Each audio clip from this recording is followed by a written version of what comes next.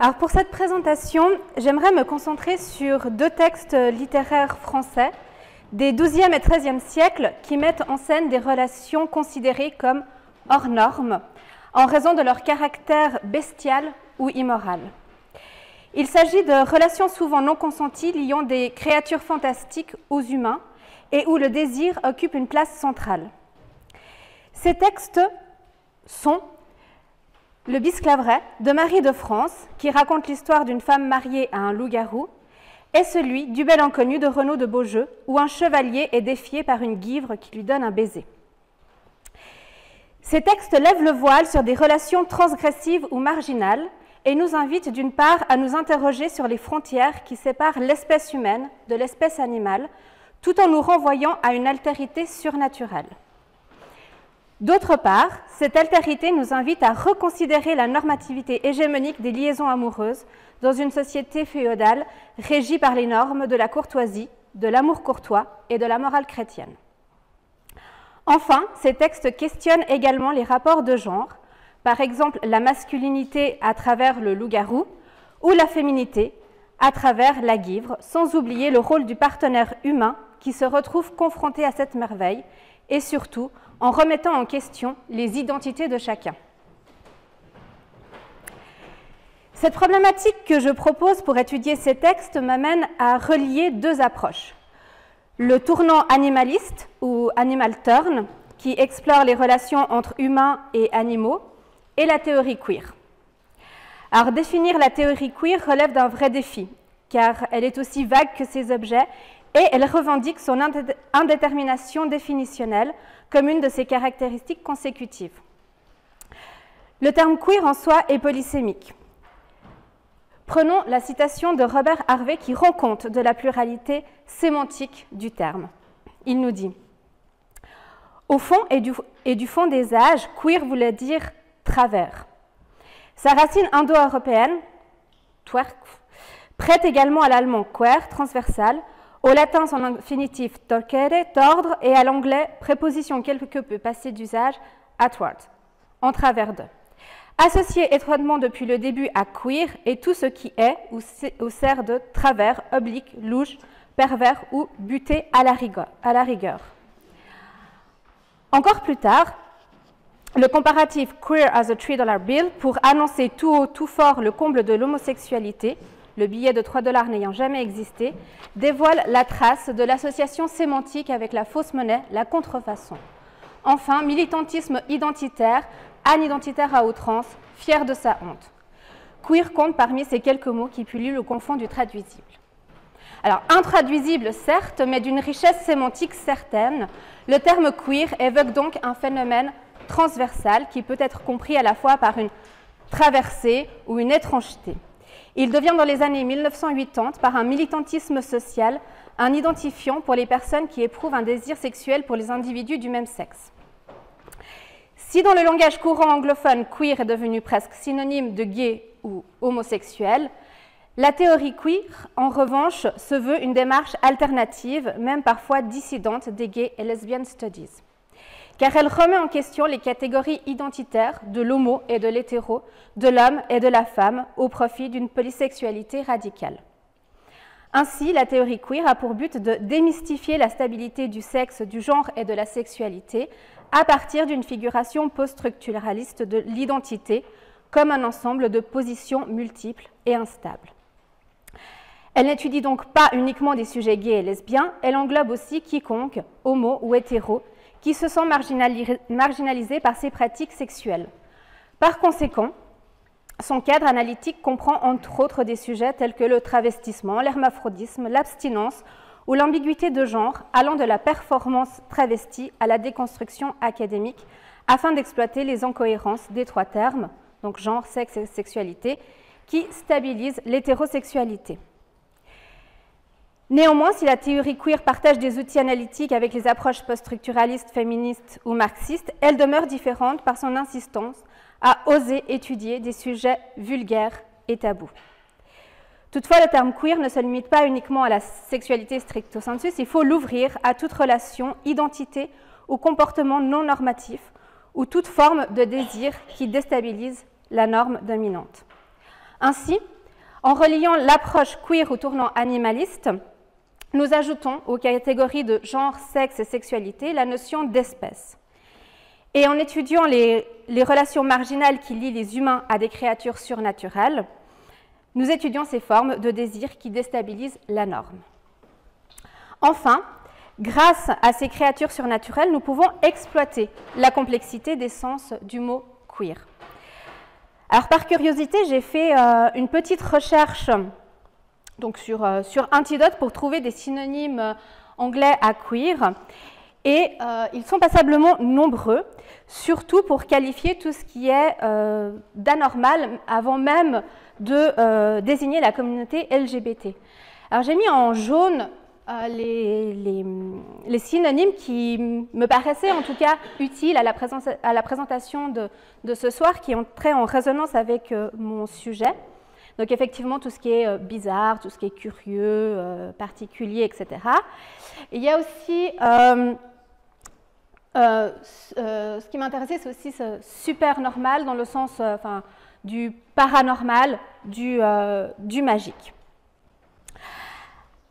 Alors voilà ce que j'ai retenu, en tout cas, pour le sujet de ce soir, et pour essayer de comprendre cette queerness ou queerité, hein, si on essaye de traduire, de la métamorphose de ces créatures surnaturelles.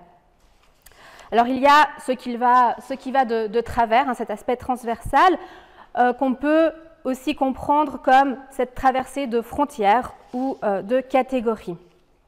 Ce qui est bizarre, ce qui est étrange, divers, et qui peut aussi renvoyer au surnaturel.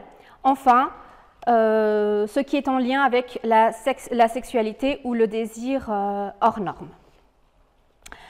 Alors, il faut préciser que ces créatures dont je vais vous parler, le loup-garou et la guivre, sont victimes de métamorphoses. Elles sont victimes d'une malédiction. Alors, c'est dit textuellement pour la guivre, c'est un peu plus implicite pour le bisclaveret. Mais cette thématique de la métamorphose nous intéresse particulièrement dans cette perspective queer, car elle marque une porosité entre les espèces, entre le domaine humain et animal qui se retrouvent dans un seul et même corps. Par conséquent, la métamorphose subvertit les catégories et elle possède en même temps un caractère déviant, dans la mesure où, selon la pensée théologienne médiévale, elle est interprétée comme un changement de nature qui remet en cause la création divine. Elle devient donc inacceptable. Ainsi, dans l'optique médiévale, la métamorphose est considérée comme une illusion diabolique, souvent attribuée aux sorciers. Donc, dès lors, en plus de troubler les frontières, ce phénomène initie un événement surnaturel de l'ordre de l'étrange, du merveilleux ou du diabolique, puisqu'il donne naissance à des bêtes fantastiques. Finalement, ce thème est aussi directement lié au désir et à la sexualité, et bien souvent à un désir interdit, car comme l'explique Laurence Harflankner, la métamorphose traduit la dimension bestiale de l'amour. Je vous propose maintenant d'entrer dans les textes, en commençant par le bisclaveret. Alors je vous ai mis ici l'histoire de bisclaveret en images que vous pouvez suivre pendant que je vous la résume.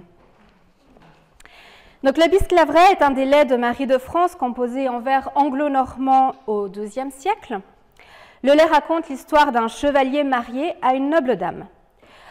C'est un couple qui paraît heureux. Cependant, le mari s'absente chaque semaine pendant 3 jours. Cette absence inquiète la dame. Elle le soupçonne d'entretenir une relation avec une autre. Son inquiétude l'amène à supplier le chevalier de lui révéler la raison de cette absence. Le mari finit par céder à la demande oppressante de sa dame et lui explique que pendant ces 3 jours, il se transforme en loup-garou.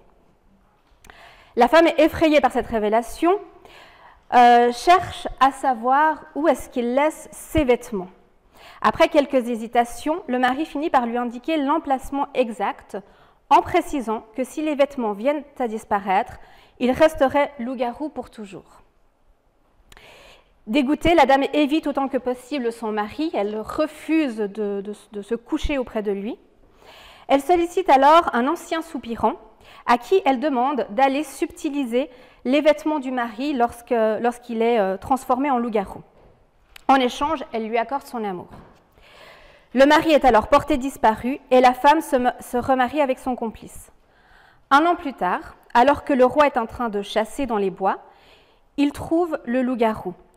La bête se prosterne devant le monarque en signe d'allégeance. Par ce geste, le roi reconnaît la partie humaine de la bête et la prend sous sa protection. La créature vit dans le château, elle se comporte avec courtoisie jusqu'à ce qu'elle tombe nez à nez avec sa femme et le nouveau mari. Dans un accès de colère, le loup les attaque et arrache le nez de la dame. Les conseillers du roi rationalisent cette colère en supposant que ces deux personnes ont dû faire du mal à Bisclaveret pour qu'il réagisse ainsi, car depuis qu'il est au château, il ne s'est jamais comporté de la sorte. Après un interrogatoire sous la torture, la femme avoue toute l'histoire, rapporte les vêtements du loup-garou et la créature reprend forme humaine. La femme est bannie du royaume et sa lignée sera punie pour sa trahison, car ses descendantes filles naîtront sans nez. Donc voilà pour l'histoire du Bisclaveret.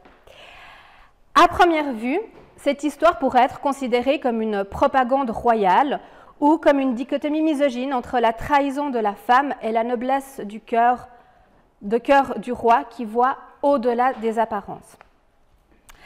Cependant, la situation est un peu plus complexe, car les deux personnages, aussi bien le roi et la femme, voient au-delà des apparences, simplement d'une manière différente. Si nous réfléchissons, la femme n'a jamais vu son mari métamorphosé en loup avant qu'elle ne le trahisse.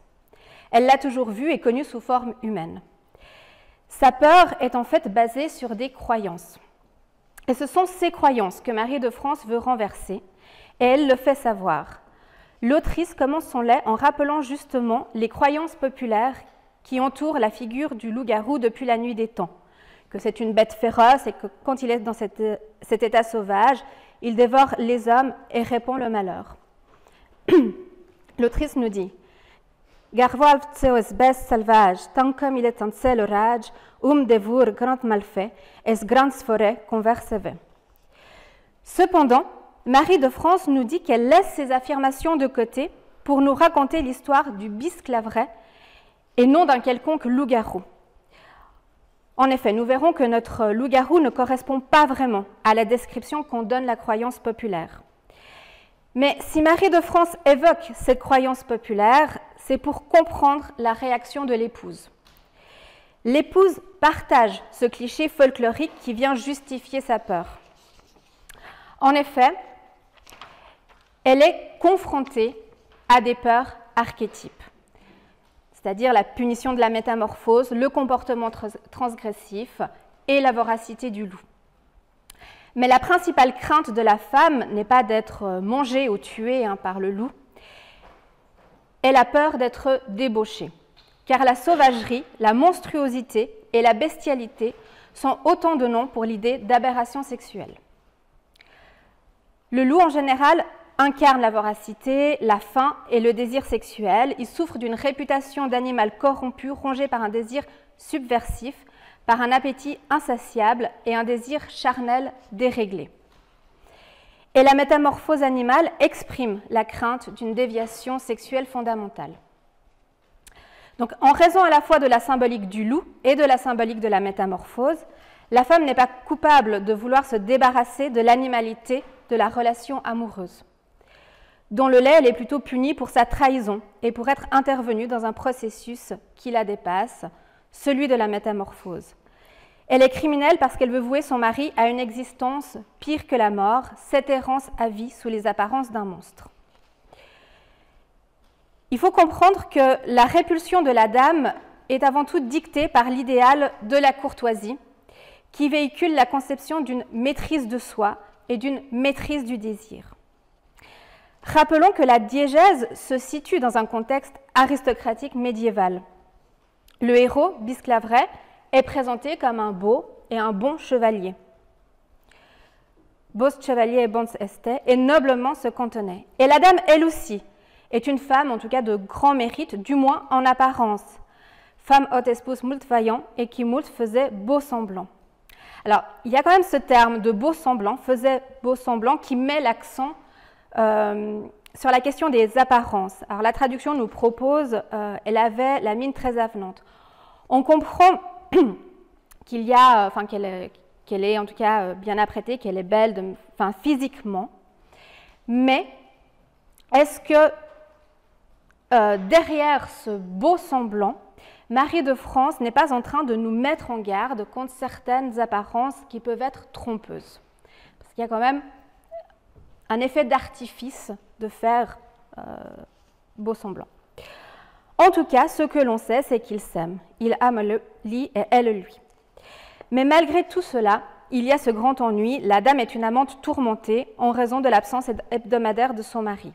Alors le tourment de la dame, la jalousie, n'est pas nécessairement en contradiction avec l'amour courtois. Au contraire, ça peut même faire de elle une bonne amante.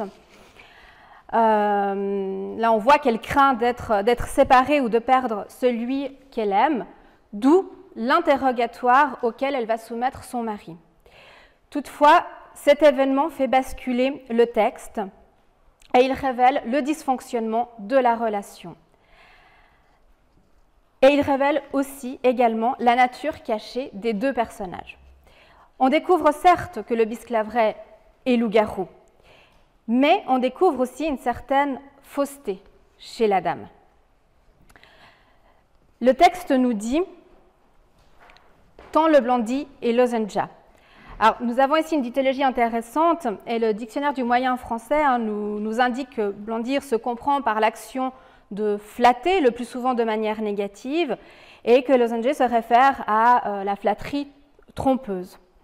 Lozenger n'est pas sans rappeler dans la littérature courtoise les lozengers, ces personnages trompeurs, flatteurs, fourbes, félons, qui causent la perte des amants courtois parce qu'ils révèlent le secret de leur relation.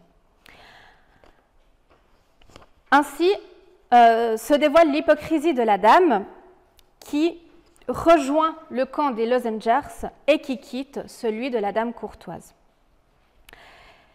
Et la lycanthropie représente l'importance du secret que l'amant ne peut révéler. Mais la parole trompeuse de la dame va renverser, va bestourner la relation maritale, puisque l'épouse est confrontée à l'amour bestial de son mariage, mettant alors en évidence son statut de femme mal mariée. Cette contradiction qui vient se heurter à l'idéal courtois représente en fait la raison principale qui amène la dame à trahir son mari et à se tourner vers son ancien prétendant.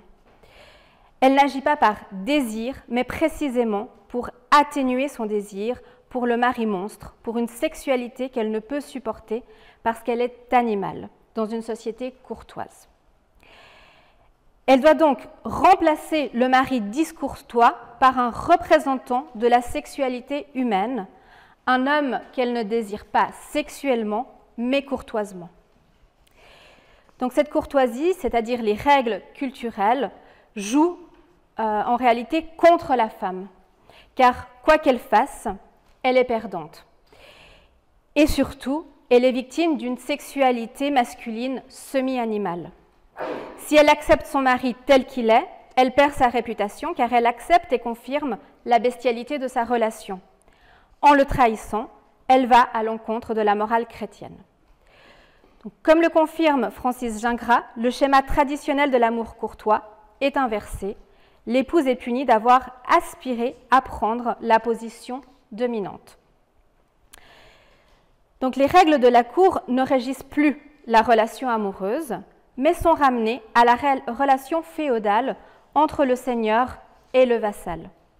La femme est privée de tout pouvoir, le pouvoir est désormais un élément purement masculin. Comme ce sont précisément les règles de la cour qui vont permettre à Bisclaveret de revenir à la cour, et quelle que soit son apparence physique, on peut dire dans ce cas que la culture prend le pas sur la nature et même sur ce qui est contre nature. En effet, lorsque le roi découvre le loup dans la forêt, la créature se précipite vers lui pour implorer sa pitié. Le loup embrasse la jambe et le pied du roi et il se prosterne, il s'humilie, nous dit le texte, ce qui justement émerveille le roi. Seigneur, fait-il avant venir, cette merveille est gardée, comme cette bête s'humilie, et la sandome merci crie. Chassez mais toutes ces chiens arrière, si gardés qui hument la fière, cette bête a entente et sang. Donc le bisclaveret applique les gestes de la relation vassalique, ce qui étonne le roi. Le loup devient alors une merveille, non pas par sa monstruosité, mais par son humanité. Le roi voit que la bête est douée de raison et d'intelligence et il la prend sous sa protection. Donc le roi le ramène au château, où le loup partage le quotidien du roi, comme les autres chevaliers. D'ailleurs, il est accepté par l'ensemble des chevaliers avec qui il partage la couche près du roi. Alors cette présence des chevaliers à la cour, même dans la chambre du roi, est courante dans la société féodale. Cependant, cette vie communautaire, particulièrement masculine, n'est pas sans rappeler la vie sociale du loup, le plus souvent en meute. Donc Bernard Haus propose de voir dans la meute de loups une représentation transgressive de la sexualité, ce qui nous amène à relire le bisclaveret dans une optique qui ressuscite ses possibilités homosociales ou homo-érotiques. Alors cette lecture n'est pas nouvelle et pour ce qui est du contexte courtois, Christine Marchilonizza nous invitait déjà à lire dans ce contexte courtois de la relation triangulaire amoureuse entre Tristan Iseux et le roi Marc ou Lancelot Guenièvre et Arthur, je cite, « l'expression déplacée, différée d'un autre type d'amour, encore plus transgressif, encore plus occulté, un amour homosexuel ou tout du moins une relation de séduction réciproque instaurée entre le seigneur et le jeune homme. » Alors dans le schéma triangulaire courtois, la relation adultère entre le vassal et la femme de son seigneur doit être certes tenue secrète. La femme sert à dissimuler ou à canaliser le désir homosexuel transgressif, mais Marie de France fait la lumière sur ce désir en écartant justement la femme et en mettant l'accent sur la bestialité. Donc, à travers le loup qui renvoie à une sexualité bestiale et transgressive, on peut y voir la métaphore de ce désir interdit entre le roi et Bisclaveret dans un contexte courtois. Par conséquent, le schéma du lait permet de repenser la question des frontières entre les espèces. S'il rapproche la bête de l'homme, malgré la bestialité ou l'animalité de la créature, il accentue en revanche les rapports de genre, puisqu'il tend à éloigner la femme. Elle est en effet la grande perdante de l'histoire, tant au niveau des choix qu'elle peut faire que de la punition qu'elle subit, puisqu'elle se fait bannir et elle se fait arracher le nez par le loup, marquant ainsi le péché de la trahison. Et cette caractéristique physique sera transmise à sa descendante féminine qui sera maudite par une lignée de femmes dépourvues de nez. Alors cela nous amène également à repenser la perception de l'hybridité et à changer de point de vue. Finalement, c'est la femme qui devient hybride, car elle garde l'apparence d'une femme, mais sa défiguration la rend monstrueuse. Alors que le loup-garou n'apparaît jamais physiquement hybride dans le texte. L'apparence physique du héros est soit humaine, soit animale, mais le phénomène en soi de métamorphose, le passage d'une espèce à une autre, n'est jamais révélé aux yeux des personnages ou du lecteur. Ceci se voit particulièrement bien à la fin du texte quand les habits sont rendus à Bisclaveret.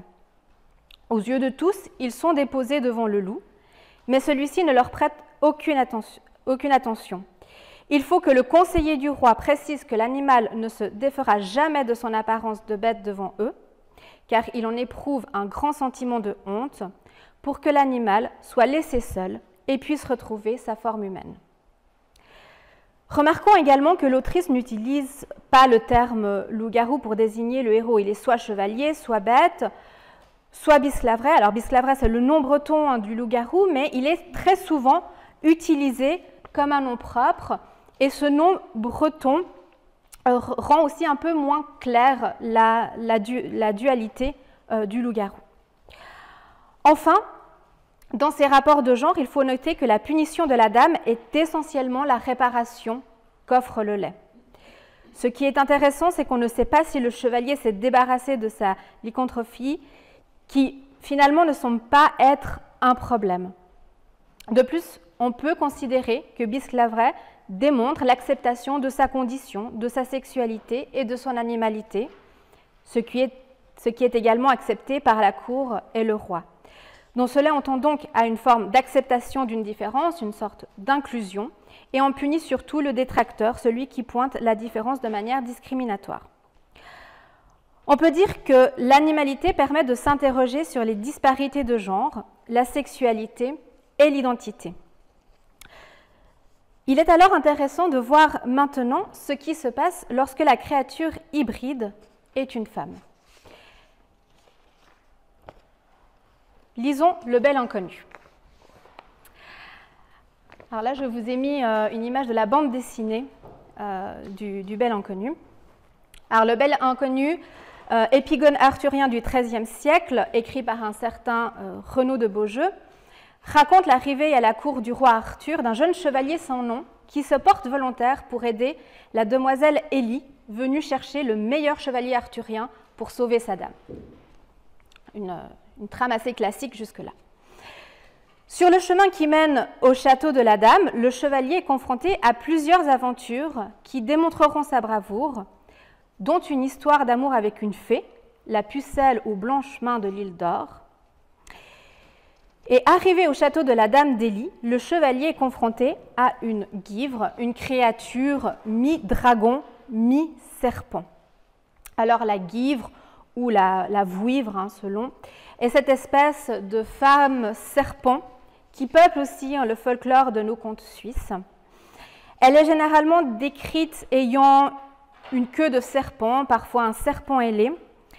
Elle porte souvent une escarboucle sur le front, c'est-à-dire une pierre merveilleuse de couleur rouge vif, et cette pierre émet une lumière qui est capable de transformer la nuit en jour. Ou plus simplement, elle peut aussi être associée à un rubis, soit qu'elle porte ou qu'elle protège. Alors, notre bel inconnu, lorsqu'il est devant la guivre, doit défier le baiser périlleux, autrement dit en ancien français, le fier baiser, après quoi il découvre sa véritable identité, à savoir qu'il est Guinglin, fils de Gauvin et de la fée Blanche-Malle. Puis le serpent, donc la guivre, qui est en fait la dame d'Élie qu'il est venu délivrer, est la blonde Esmerée. Elle est libérée de son enchantement et elle retrouve la forme d'une belle femme. Nous allons donc nous concentrer sur cette rencontre entre la guivre et le chevalier, qui est l'épisode central de l'œuvre qui met en scène ce fier baiser. Alors c'est dans une atmosphère d'abord fantastique et angoissante aux allures de ville fantôme que le chevalier, accompagné de la demoiselle Élie, arrive sur le territoire de la dame. Le texte nous dit « Quand la cité homme la voit, toute gaste la ville estoit. Quand il le vit, si se saigna, par la porte dedans entra. » Le chevalier est accueilli par des jongleurs et dans un jeu à la fois d'ombre et de lumière où s'alternent l'extrême clarté des cierges et l'obscurité des salles, ainsi que dans une alternance entre le tumulte provoqué par la musique des jongleurs et un silence fantomatique, le chevalier s'enfonce peu à peu dans cette citadelle. Il va se confronter successivement à deux chevaliers, des chevaliers mi-géants, mi-démons, avant d'être défié par la guivre. Alors il sort deux fois vainqueur de ces confrontations chevaleresques, grâce au maniement des armes, art pour lequel il excelle, mais également grâce à sa foi, car à chaque épreuve, le texte nous dit qu'il se saigne, donc il fait le signe de la croix et il implore Dieu. Ainsi, l'aventure du chevalier est un parcours initiatique dans l'autre monde.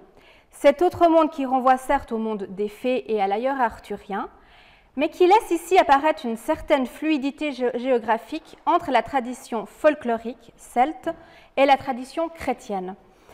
Cet ailleurs peut aussi s'apparenter à la représentation du purgatoire en raison de l'obscurité digne des ténèbres, de la clarté qui renvoie aux flammes de l'enfer, des jongleurs dont la figure d'Histrion qui trompe et use d'artifice est rattachée au diable, du bruit et des différents supplices rencontrés sur le cheminement du chevalier permettant en même temps de mettre sa foi à l'épreuve.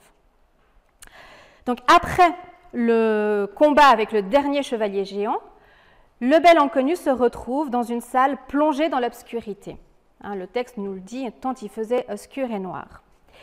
Il s'adresse de nouveau à Dieu, quand soudain, une guivre sort littéralement du placard et éclaire la pièce d'une lumière intense. A-t-on vu une armoire ouvrir et une guivre fort et cire qui jeta une telle clarté qu'en un cierge bien embrasé, tout le palais en luminois. Alors la créature est ensuite décrite physiquement en commençant par sa bouche rouge, mettant ainsi dès le départ l'accent sur le symbole érotique que représentent ses lèvres vermeilles et qui sont rapidement rattachées à un aspect diabolique puisque cette bouche crache du feu. On nous dit homme ne vit on que ça pareil, que la bouche toute vermeille, parmi jetait le feu ardent.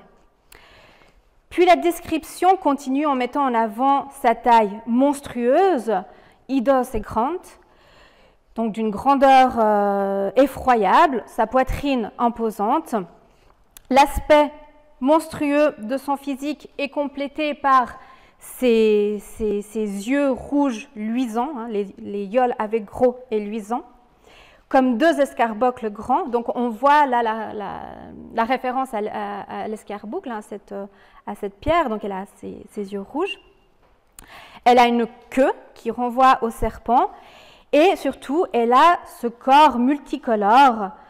Ans Dieu ne fit tel colore qu'on l'y ne soit entremêlé dessous son blois estre doré. Alors cette description souligne l'aspect surnaturel de la scène, nous donnant à imaginer une créature composite, bizarre, étrange, cette étrangeté que l'on peut rattacher aussi au terme queer. Mais elle est surtout diabolique en raison de son hybridité entre l'humain par ses lèvres vermeilles, la queue animale et d'autant plus par les couleurs bigarrées qui renvoient au désordre et donc aux démons. Et c'est bien par le terme « diable » que le texte qualifie cette créature selon la perception du chevalier. De plus, le serpent et l'érotisme des lèvres contribuent aussi à souligner une négativité féminine renvoyant à la figure d'Ève. Donc face à ce spectacle, le chevalier se signe et il s'apprête à dégainer son épée pour tuer la bête. Mais un renversement s'opère car celle-ci se prosterne. Elle adopte les codes courtois comme le bisclaveret, elle aussi, elle s'humilie. Mais contrairement au roi du bisclaveret, le bel inconnu reste encore hésitant face à ce comportement. Et puis, donc, un double mouvement s'amorce dans cette scène, puisque lorsque la guivre se prosterne, donc le chevalier se retient, et à ce moment-là, elle essaye de s'avancer vers le chevalier. Et au moment où elle essaye de s'avancer, le chevalier est prêt à dégainer de nouveau son épée. Et c'est là où la guivre s'incline de nouveau et le chevalier se retient. Donc il y a comme un mouvement ascendant et descendant un peu oblique qui s'initie du côté de la guivre et un mouvement d'action et de retenue aussi à quelque part oblique, si on pense à l'épée qui est dégainée, de la part du chevalier. Donc ces mouvements diagonaux sont répétés 3 fois avant que la guivre ne puisse voler un baiser au chevalier, le fameux baiser périlleux ou fier baiser. Alors, vous voyez dans le texte, on a vers lui doucement s'humilie, on a exactement le même lexique qui est repris dans le Bisclaveret et dans le bel inconnu. Mais ce qui est intéressant, c'est que juste avant le baiser, il y a comme un temps d'arrêt qui s'impose, où le chevalier est obnubilé par les lèvres de la guivre. Et si elle molte grande merveille de la bouche quasi vermeille, tant son temps on l'y regardait que d'autre part ne peut garder. Donc, nous retrouvons à la conception de la merveille médiévale fortement liée à la vue. Le chevalier ne parvient pas à détourner son regard des lèvres et ceci interpelle, laissant place à différentes hypothèses. Alors, est-ce qu'il est face à une diablerie, à un enchantement, ou est-ce qu'on est plutôt dans l'ordre du coup de foudre, du désir, d'une attirance? En tout cas, c'est l'occasion pour la guivre de passer à l'action et de donner ce fier baiser. Alors, rapidement après le baiser, le texte reprend son rythme, le mouvement mis en place se répète, de nouveau le chevalier est sur le point de sortir son épée, et là la guivre s'humilie une dernière fois avant de retrouver son placard. Alors, par rapport à ce fier baiser et cette hésitation marquée par le fait que le chevalier reste comme émerveillé par les lèvres, je n'ai pas pu résister à la tentation de l'anachronisme et de jouer aussi sur les mots pour rajouter une petite couleur contemporaine à ce baiser. Alors, c'est vrai que le texte ne nous montre pas un chevalier très fier après cette scène. Laissé seul, il se croit victime d'un sortilège diabolique. Malgré les prosternations répétées de la guivre, notre bel inconnu ne reconnaît aucun signe d'humanité dans la créature. La seule marque d'humanité, ce sont les lèvres rouges, mais qui paradoxalement augmentent l'illusion négative en raison de leur symbolique érotique. Cet élément marque là la grande différence avec le texte de Marie de France. Si des gestes similaires se retrouvent dans les deux textes, c'est-à-dire la prosternation et le baiser, rappelons que le loup-garou baise les pieds du roi, et rappelons également que le baiser sur la bouche appartient aussi au rituel entre seigneur et vassal. La différence se marque par le genre des personnages. Les signes d'allégeance de l'homme liche sont reconnus chez le Bisclaveret, car il s'agit d'un rapport d'homme à homme, qui ne laisse aucune ambiguïté érotique, du moins en apparence. Or, dans le texte de Renaud de Beaujeu, le bel inconnu est en présence d'une créature féminine, créant dès lors une situation hétérosociale qui implique un rapport de séduction au détriment d'un échange vassalique. Ainsi, la sensualité reste l'élément dominant et crée chez le chevalier un sentiment de culpabilité d'avoir pu éprouver une potentielle attirance infamante au moment où, comme obnubilé, il ne peut détourner son regard des lèvres de la créature. Aucune fierté donc, c'est la honte et le dégoût d'avoir embrassé un monstre qui l'envahit.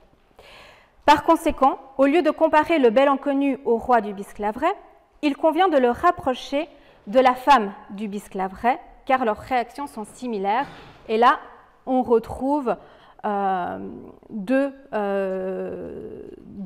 couples hétéros. Il est aussi intéressant de souligner dans la réaction finale du chevalier qu'il tient à préciser qu'il est victime d'un acte non consenti. Il dit « Les diables m'ont encanté, que j'ai baisé autre mon gré », donc il a fait ça contre son gré, et il le précise afin de justifier d'un état de non-discernement au moment des faits et de réfuter tout désir contre nature qu'il aurait pu avoir. Nous pouvons donc dire que cette sortie de la guivre du placard vient mettre au défi le chevalier dans une expérience érotique entre une créature surnaturelle et un humain, transgressant ainsi les normes sociales de la société féodale chrétienne. Or, le retour de la guivre dans le placard laisse place à un phénomène presque plus intéressant que j'ai appelé le outing du bel inconnu. Parce que c'est à ce moment-là que lui, mais aussi le lecteur, découvre sa réelle identité et que celle-ci est hybride puisqu'il est le fils de Gauvin, un humain, et d'une fée, Blanche-Malle. Hein, on nous dit que Gauvin est son père et qu'il est le fils de Blanche-Malle, la fée. Donc, par son héritage parental, il traverse ainsi les sphères des espèces. Par conséquent, le bel inconnu est lui-même issu d'une union transgressive entre un humain et un être surnaturel. Par ses origines, il incarne dans son essence l'interdit qu'il redoutait. Il y a donc un retournement par le fier Béziers. Le chevalier découvre son identité fluide, alors que la guivre retrouve sa forme humaine, celle de la belle Esmerée. Et comme le mentionne Francis Gingras, la dame qui sort de cette aventure est purifiée, puisque Esmerée signifie rendre pur, purifié. Tandis que le bel inconnu se retrouve à la fin du fier baiser avec des origines troubles et une nature moins clairement mortelle qu'au début.